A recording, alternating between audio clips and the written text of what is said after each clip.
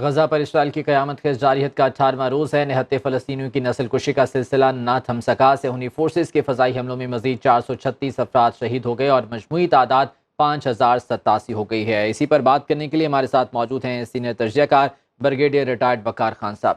Brigadier صاحب، بہت شکریہ آپ کے وقت کا۔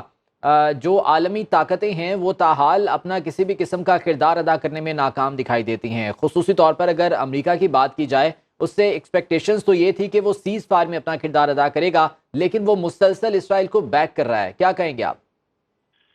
جی، اس میں بیسیکلی دیکھنا چاہیے کہ امریکہ، اسرائیل اور انڈیا کو کون سی جیسے پاور کنٹرول کرنی ہے۔ یہ بیسیکلی نیو کونز ہیں یا فاشسٹ ہیں۔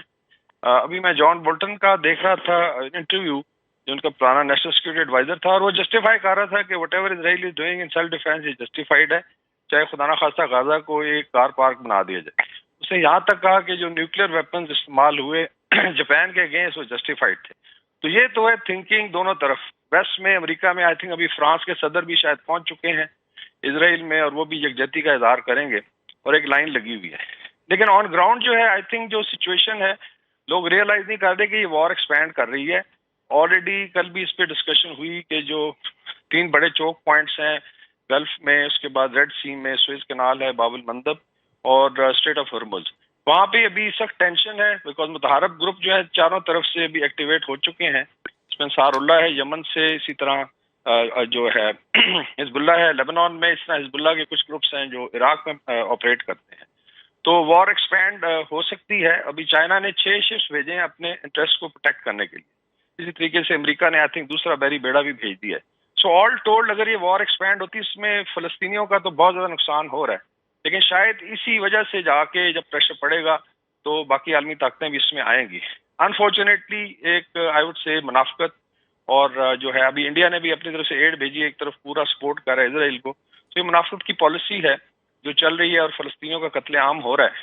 لیکن وہ اسی آئی تھنک ہم ہمیشہ سجیسٹ کرتے رہے کہ they should come up at least with economic sanction, اور اس کے بعد آئل کے اوپر اور گیس کے اوپر پریشر ڈالنا شروع کریں، اور کنڈیشنز رکھیں کہ جب تک وار ختم نہیں ہوتی تو چیزیں آگے نہیں چلیں گی۔ So I think it's a very very serious situation, اور دعا کرتے ہیں کہ وار ایکسپینڈ نہ ہو، بیکاز سارا خطہ اگر آگ کی لپیٹ میں آئے گا تو پوری دنیا جو ہے اس میں افیکٹ ہوگی۔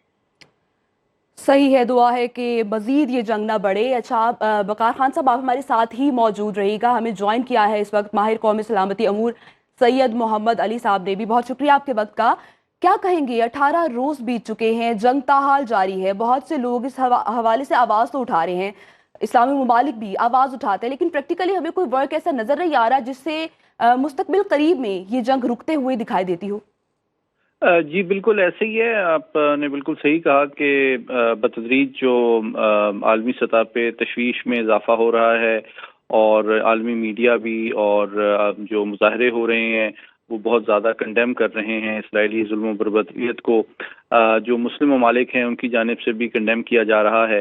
لیکن جس طرح بریگیڈیئر صاحب نے بھی بتایا کہ 2 جو ڈومینز ہیں وہ آپ کو نظر آتا ہے کہ اس میں تو یہ بہت کنڈمنیشن جاری ہے، ایک ڈپلومیٹک لیول پہ اور ایک انفارمیشن ڈومین میں، عوامی سطح پہ اور میڈیا کی سطح پہ، لیکن سیاسی سطح پہ اور دفاعی سطح پہ جو کہ ایکچولی اسرائیل کو پہ اثر انداز ہوا جا سکتا ہے، ان 2 ڈومینز میں آپ کو نظر نہیں آتا کہ کوئی طاقت جو ہے وہ براہ راست اسرائیل کو مجبور کر سکے کہ وہ ظلم و بربریت کا سلسلہ بند کرے۔ محمد علی صاحب، اسرائیل کو مجبور کرنا تو درکنار، یہاں پر تو باقاعدہ طور پر بیک انہیں کیا جا رہا ہے، چاہے وہ اسرائیل ہے، جرمنی ہے، کینیڈا ہے، جتنی بڑی طاقتیں ہیں وہ تو مورلی جو سپورٹ کرنا ہے وہ تو ٹھیک ہے، لیکن اب تو باقاعدہ طور پر ویپنز اپنے بھیجے جا رہے ہیں۔ جی بلکہ میں آپ ہی کی بات کو 2-3 چیزوں سے مزید اس میں اضافہ کر دوں کہ نہ صرف ویپنز، وہ ویپنز جو کہ اسرائیل سویلین آبادی پہ برسا رہا ہے وہ ان کو روزانہ فراہم کیے جا رہے ہیں، بلکہ آپ گریجولی نوٹس کر رہے ہوں گے کہ جرمنی، برطانیہ، فرانس، کینیڈا، ان ممالک میں جو پرو فلسطین مظاہرے ہو رہے ہیں اس کی بھی تھوڑی سی حوصلہ شکنی کی جا رہی ہے۔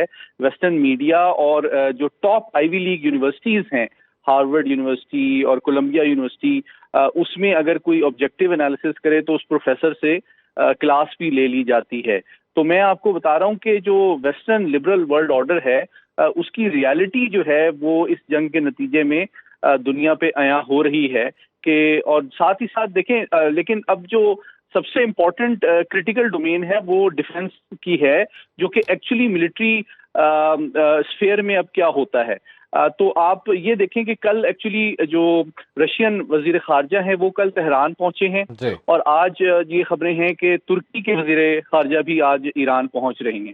تو اس کا مطلب ہے کہ جو عالمی اور علاقائی طاقتیں ہیں وہ اس جنگ کے حوالے سے اپنی ایک پوزیشن اور حکمت عملی کو ریفائن کر رہی ہیں، کیونکہ ایک کیا حکمت عملی سامنے آتی ہے یقیناً دیکھنا ہوگا۔ بہت شکریہ آپ کے وقت کا۔ سید محمد علی صاحب ہمارے ساتھ موجود تھے، بریگیڈیئر ریٹائرڈ وقار خان صاحب ہمارے ساتھ موجود تھے، آپ کے وقت کا بھی بہت شکریہ۔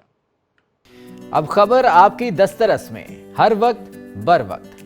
ابھی سنو نیوز کے یوٹیوب چینل کو سبسکرائب کیجئے، بیل آئیکن پر کلک کیجئے اور باخبر رہیے ملکی اور بین الاقوامی حالات سے یقین کے ساتھ۔